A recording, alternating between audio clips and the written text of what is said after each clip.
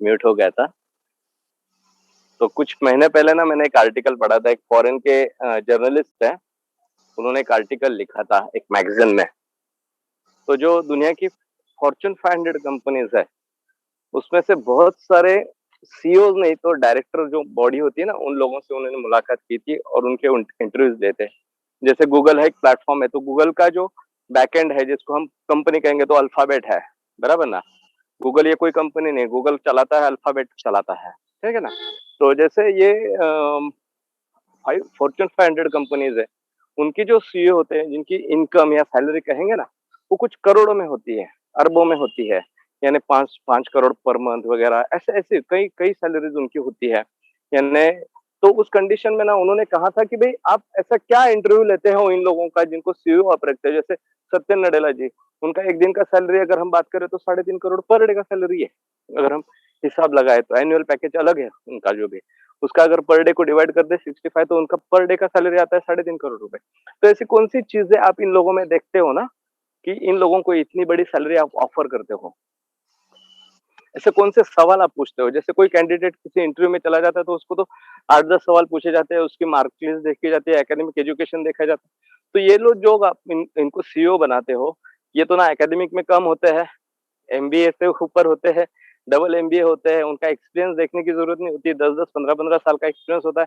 उनको जो पिछली कंपनियों में काम किया होता है, वो भी कंपनियां उसी ढंग से हजारों करोड़ का टर्नओवर करने वाली कंपनियां होती है। तो फिर ऐसा क्या पूछते हो आप उन लोगों को कि इतनी बड़ी सैलरी ऑफर करते हो? ऐसे कौन सा सवाल पूछते हो? तो उन्होंने जो फॉर्च्यून 500 कंपनियों के डायरेक्टर लोगों से बात की ना, तो उनमें से कई लोगों का एक ही था कि हम ज्यादा तो सवाल नहीं पूछते उन लोगों को, ना उनको एकेडमिक देखना पड़ता है, ना उनका परफॉर्मेंस पिछला जो है वो देखने की जरूरत होती है। हम उनको एक ही सवाल पूछते हैं, which is the biggest failure in your life and how did you tackle it, handle it.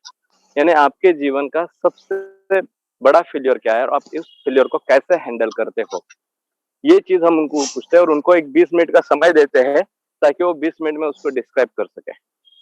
वो 20 मिनट में उसको एक ही सवाल का, इसी सवाल का जवाब देना होता है। और हम उस समय में उसको ये चीज जज करते हैं कि अगर इसके लाइफ में अगर कोई एक फेलियर आया है तो उसने उस फेलियर से कैसे ओवरकम किया है, क्या देखा, क्या एटीट्यूड रखा।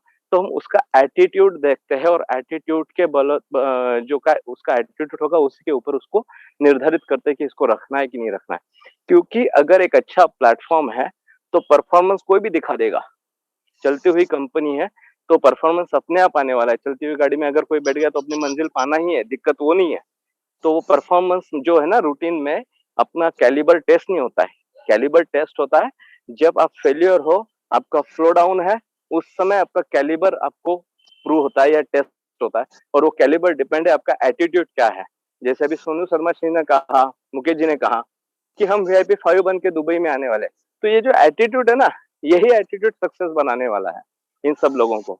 तो मैं तो कहूंगा कि हमारा एटीट्यूड सबसे अहम है। जो एटीट्यूड हमें सक्सेसफुल बनाएगा ना, तो पहले एटीट्यूड को सक्सेस के तौर पे लेके जाइए।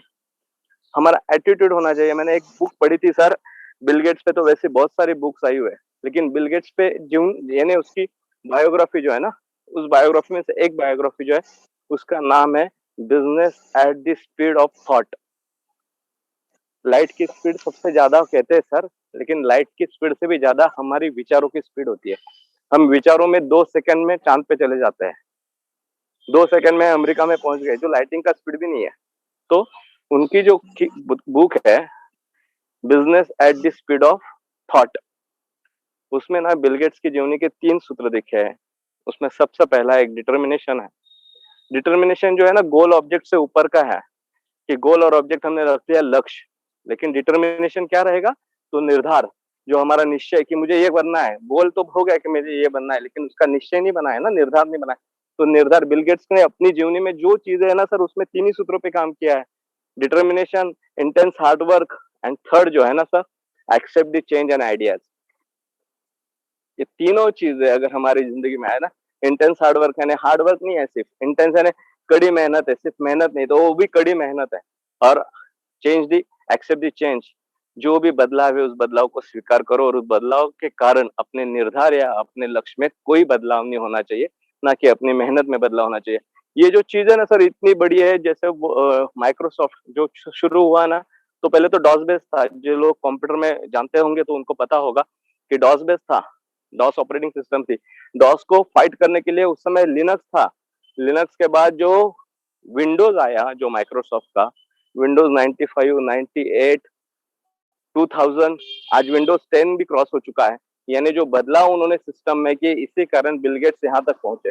तो बदलाव एक जीवन में ना परिवर्तन होता ही है, जैसे आप भी बहुत बार बोलते हो कि बदलाव ये संसार का नियम है, परिवर्तन संसार का नियम। तो परिवर्तन हर बार सिचुएशन हमारे हक में नहीं होती, हमारे फेवर में नहीं होती है। कभी-कभी हमारे फेवर से उल्टी भी होती है। लेकिन उस सिचुएशन में भी अगर हम डट के खड़े रहे ना, तो ही हम सक्सेस पा सकते हैं। तो सबसे मेन चीज़ है, मैं आपसे यहाँ पे जितने भी लोग हैं ना उनको कहूँगा, सर अपना एटीट्यूड एक विनर का रखिए, और विनर का एटीट्यूड हम सबको विनर बनाएगा। बहुत बढ़िया अपॉर्चुनिटी हमारे साथ में है। बस कंधे से कंधा मिला के एक मुट्ठी बन के काम करता है, इस प्लेटफ़ॉर्म पे आगे बढ़ता है। प्लेटफ़ॉर्म बहुत कुछ दे के जाएगा सर, मैं हर बार कहता हूँ, इस प्लेटफ़ॉर्म का मूल्य जब से ट्विटर का हुआ है ना, तो मेरे तो होश उड़ गए कि आने वाले समय में ट्रोन थंडर के प्लेटफ़ॉर्म की वैल्यू क्या बनेगी। मैं हमेशा बोल रहा हूँ, ये 3-4 बात कर चुका हूँ। 1,75,000 करोड़ की टेंटेटिव मैंने कैलकुलेशन लगाया है कि आने वाले समय में ट्रोन थंडर प्लेटफ़ॉर्म का वैल्यू बनेगा 1,75,000 करोड़। उसमें से अपना शेयर कितना है, ये आज भी तय करने की ज़रूरत है। इतना ही कहूँगा sir, thank you very much.